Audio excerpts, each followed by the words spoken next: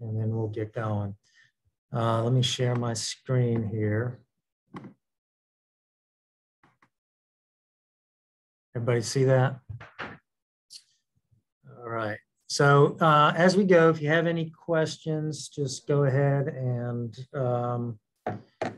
chime in. There's only a few of us, so go ahead and ask questions if you have any along the way here. A lot of this you've seen before. If you have done your handbook sign off yet, you've seen a lot of this stuff already. So Amy and Stacy are our trainers again. So that's continuity from last year. Hey, Steve. Steve, sorry to interrupt you. I know that at least one other person is in the waiting room. Oh, yeah, you're right. So. I got him.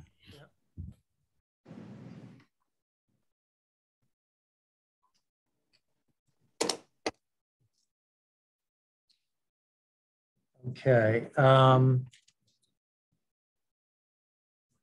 So Corey and Vanna, we're just getting started here. Thanks for joining us. What I was going to say is just know the location of the AEDs. We've got one in the main lobby, and then at the stadium, there's one located in the ice room behind the concession stand, should we need those. I'm going to have both Stacy and Amy come within the first week, hopefully, to each team's practice to kind of go over our emergency action plan, which we have in place for each facility here at the school. And it would be smart, for us to identify certain roles for students, for coaches, et cetera, in terms of calling 911 and so forth. So trainers will take you through that process. And the reality of this is it's, this procedure is in place probably to protect all of us as much as the kids. So, give it the time. I know it will take away a little bit from practice time, but it'll be worth it. There's some powerful stories out there about, how these types of plans have had a huge impact, save folks, that kind of thing. All right, so on to winter sports parents meetings. We'll do those by Zoom again this year.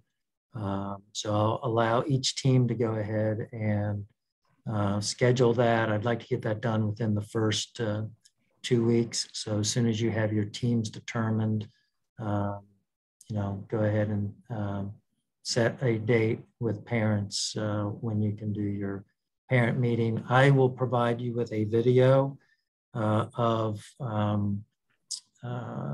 information on topics that I normally cover when we do the group session up in the cafeteria. So I will be back in touch with you on that shortly after teams are determined. Okay, handbook, points of emphasis, just a couple things right here. I know supervision is important, but I want to go ahead and touch on locker rooms here as well. We are still in the mode of being able to use the locker rooms to change, but then kids should pull their gear out of the locker rooms as they go to practices, take their gear home with them at night. We will not be assigning any lockers for athletes. Also under supervision, meals, if you do a pregame meal, which teams are doing, just know that they've got to be eaten 6 feet apart, right? So that means if you're going to an away game and taking food with you, you should not be eating on the bus. And when you get to your destination, we should be spread out at least 6 feet while eating. If you're using classrooms here at school, same thing, spread out 6 feet for those meals. Overnight trips listed under supervision as well. we are only going to do that in postseason if necessary. So we will not do any regular season overnight traveling. Okay. Okay, hazing and suspected child abuse, harassment, those are all covered in our handbook review, so I won't go over those much. Just know, anytime you have a question about whether any of this stuff is taking place, bring that to me and we will go from there. Sportsmanship, please focus on this. I mean, I think, last year was a good year. This year, intensities are up a little bit, I would say, particularly for our spectators and our students who have not been in attendance at contests for a while. A lot of the kids showing up now were sophomores the last time we had, events. And I would just say behaviors are lagging a little bit right now. So just remind our players to continue to, display good sportsmanship. Procurement, what I want to go over there is, again, remind you to review everything with Lisa or I. We're the only two that really should place any orders. You can do the research, submit that to us, and we can approve them. But, don't want anybody to get on the hook for an order that wasn't approved and we're unable to reimburse. And speaking of reimbursements, we are unable to reimburse for taxes now. Another reason why everything should be run through the athletic department before placing an order. Good thing is, I think most of us have gotten a lot of our equipment orders taken care of. So we should be in good place with that. Weight room, 10 feet apart when working out in there, just as you've been doing. To have a season practices. Code of conduct, reminder to review that with our kids. And, should, again, you come across any information you find, possibly indicating a violation, let's make sure we ask the questions. Media, be positive as we have been, I would say. Just a reminder, kids will take the lead from the coaches when they are being interviewed, and there's more and more of that going on with our kids with scrimmage play and so forth. Social media guidelines, particularly when we have our rivalry games, remind the kids not to take the bait and to not partake in anything that's transpiring through social media. Post-game transportation, actually just transportation in general. We're providing buses now, but athletes are still allowed to drive themselves to contests like they did last year. So, leave that up to you as to whether you want to meet teams at opponents' locations, meet your players at opponent locations, or take a bus. But that is still allowed for students to transport themselves. And same as last year, if anybody gets on the bus to go to a contest, then they are expected to ride the bus back unless you have a parent check them out or there's written permission for that athlete to ride back with someone else. Okay, cuts, document your tryouts, be objective, get all coaches involved, and have conversation. Don't want it to be on one person, and again, have things as objective as possible, just in case there are questions. Inclement weather with the winter season, just a reminder, if school's canceled, practices will be canceled, most likely events as well. ADs have asked administration to consider postseason delayed decisions, so we may get some of that. Occasionally, we even get something, a delayed decision for regular season, but typically, if school's canceled, so will after school activities. Pay attention to the 2-hour delay. particularly for those of you having practices in the morning. You'll need to delay your practices by 2 hours as well, and continue to monitor whether the 2-hour delay becomes a cancellation. Okay. Let's get the legal duties. Emergency action plans, I referenced that before. We'll have trainers get with you on that. Former players and coaches and guest coaches, just know that we're not allowed to have any former players participate in practices with the team. It's viewed as a liability should somebody get hurt due to the guest player. And guest coaches are allowed. We used to have them sign in the main office. That is no longer a thing. But if anybody's going to be at practices on a regular basis, let's go ahead and have them vetted through human resources. Some other administrative items, coaches clinics. I don't see those up on the VHSO website yet, but they'll be coming out soon. I will share that information with you, but let's make sure we address that. We need to have one person, one coach from each program handle the rules clinic, but certainly more are welcome to view the clinic. Coaches education, I sent information today with what's required. Really like to get all that completed by November 5. I think most of us only need to take care of the annual requirements, which are not quite as time consuming. So please carve out some time to knock those out and get those done.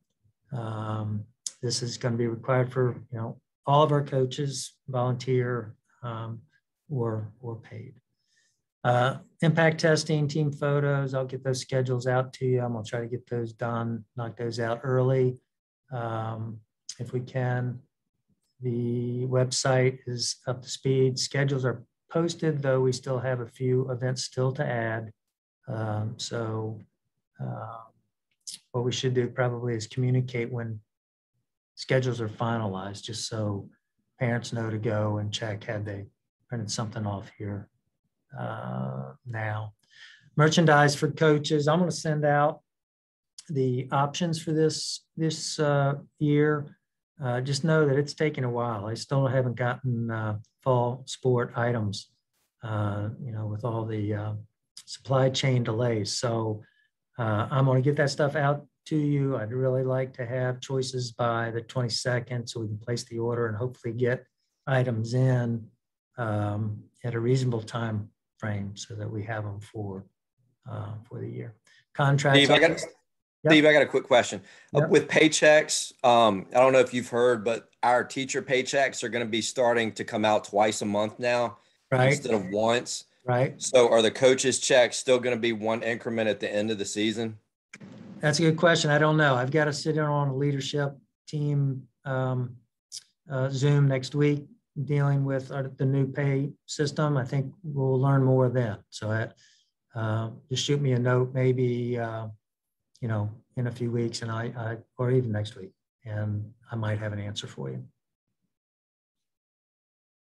What I would expect is, yes, it'll still be one lump sum is what I'm guessing, because otherwise that's going to require a lot of effort on our part to split that between paychecks. Okay. All right. Just one other thing, we've moved to Region 4D, and so far so good with that. Pretty good group to work with. What I am going to do is I'm going to share with you the handbook and ask each of you to go into the handbook, look up your sport, be familiar with qualification, and just let me know if you have any questions or concerns about that. So I will share that with you either later today or tomorrow. So keep an eye out for that. Okay, I'm going to, let's see, go to our next item, which is,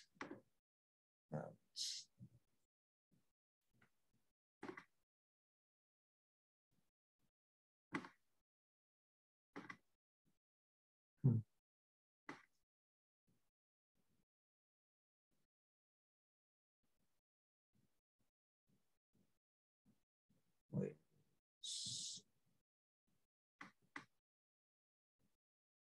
All right, somebody help me. How do I change my share? Do I turn it off first? That's weird.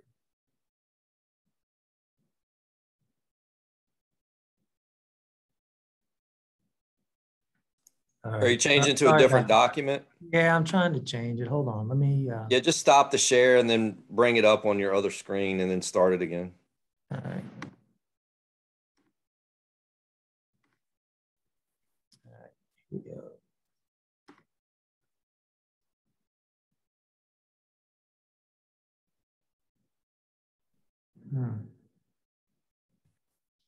Wonder why that's not showing up. Hold on 1 second, guys. Apologize.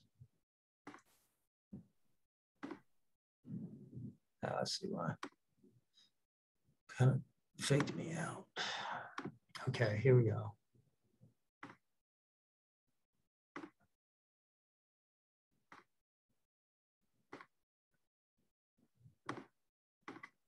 Okay, so this is the communication that went out about the vaccination and testing. I hope you all had a chance to review that. Just a couple of points I wanted to make.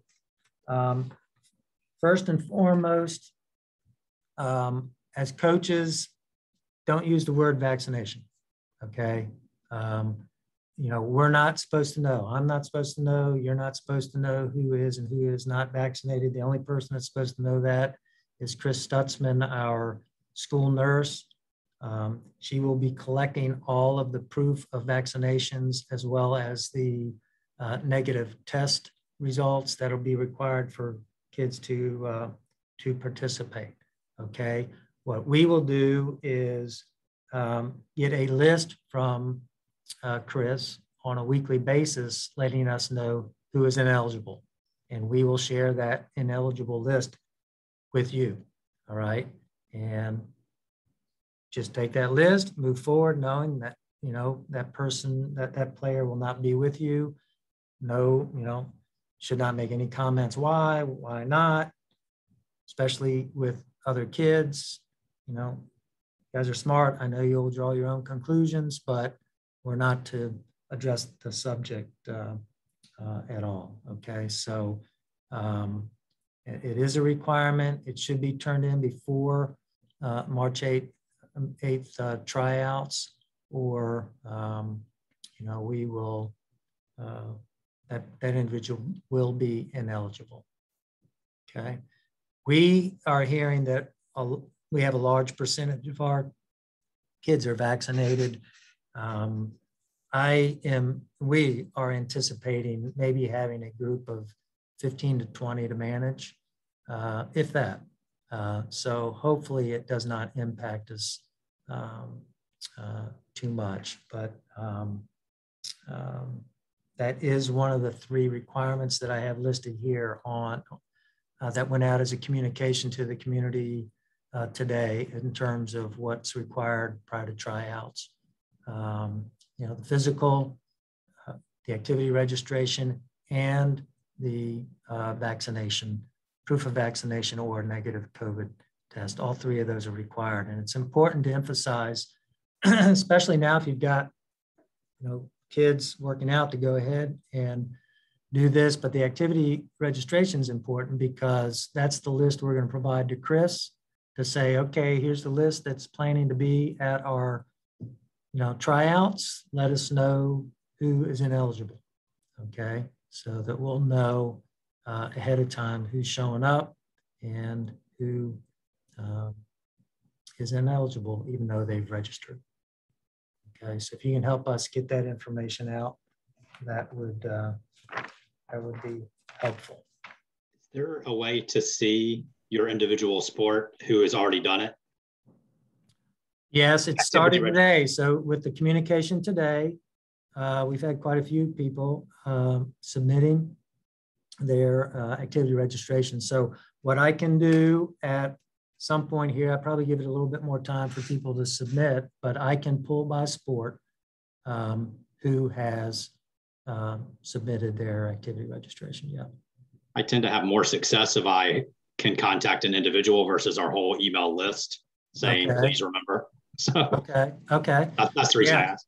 Yeah, that's fine. What I will, and you can hit me up for that list, maybe give it a week and see how many people take care of things. But, I'm happy to provide an ongoing registration list for each of you. Perfect. Yeah, and then, the participation fee, that's the one thing we will hold off collecting until after teams are determined. Okay. And we will get a communication out once we're ready to collect that. Okay. So this is the communication that went out. Y'all, I think, already seen this, should have anyway. So anyway, that is all I have right now. Any questions on your mind or any questions about what we've gone over? I do have a, now that everyone's required to be vaccinated question. Okay. How does that impact if someone ends up with a case? You know what I mean? Does the whole team then have to quarantine like we did last year? What's the guideline on that? Yeah, what's transpired thus far is those that are vaccinated do not have to quarantine unless they show symptoms. Cool. So what if one of our players starts to feel bad at school and is sent home? Do they have to go get tested? Do they have to quarantine? Because I think elementary is handling it different than high school. They might be, right? I don't know. I mean, it probably depends on whether the individual is vaccinated or not. It certainly depends on what type of symptoms they're showing, right? I mean, headache or sore throats, fever. My guess is they're going to require a negative test result. But that's my guess. I mean, I know somebody that was out of school yesterday, so we inquired and we were told everything, no issue. But that's something, I guess, that Chris and the health department, they'll make that decision for us. But if we know anybody that's out with those symptoms, let me know and we'll I'll get that question answered just so we know. So Steve, if somebody does have a positive test on our team, we will hear from Chris then whether anybody would need to quarantine, i.e. they have been vaccinated. That's the nice thing, right, for the winter and collecting all this vaccination proof of vaccination information up front. During the fall here, we've had a couple of situations where we've had to pull teams together and have them, show us their proof of vaccination or not. And so that's been an effort. Whereas for winter sports and spring sports now moving forward, if we know someone's tested positive or we've been exposed to an opponent that had a positive, we have our list, we know who's been vaccinated, and it will just be the unvaccinated that would have to quarantine.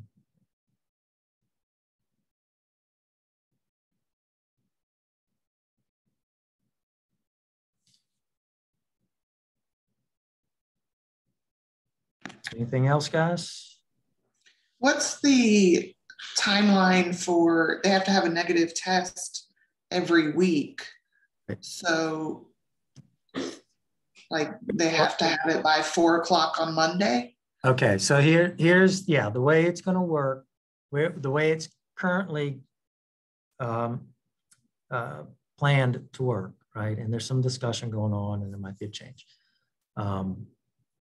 Because we think most of the testing is going to have to take place on the weekend and a Monday turnaround may be not enough time for kids.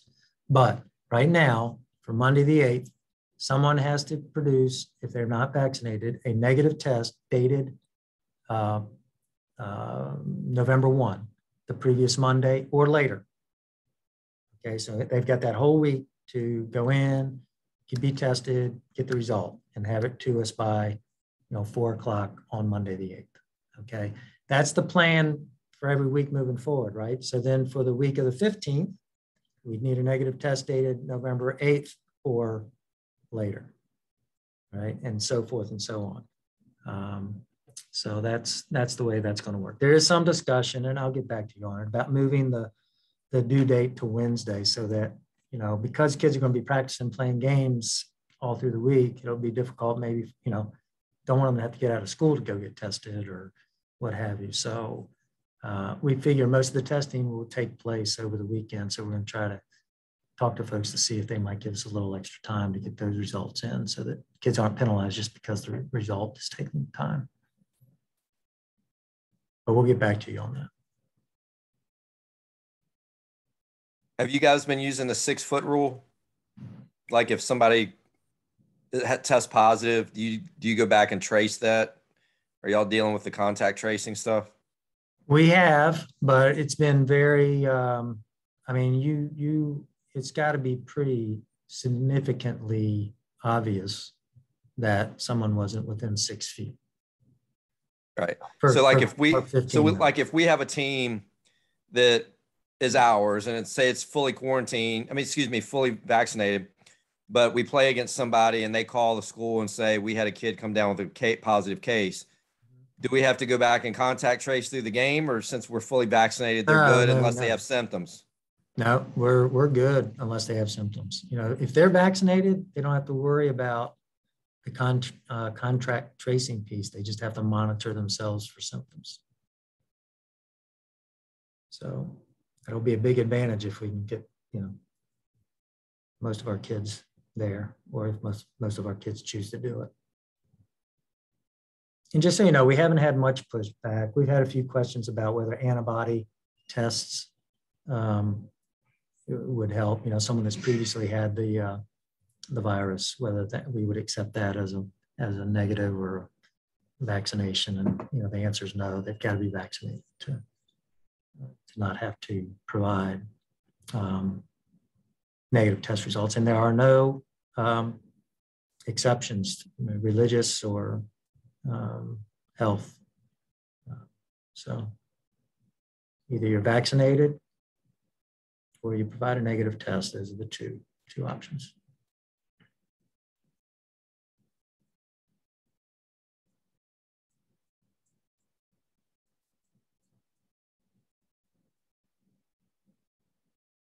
All right.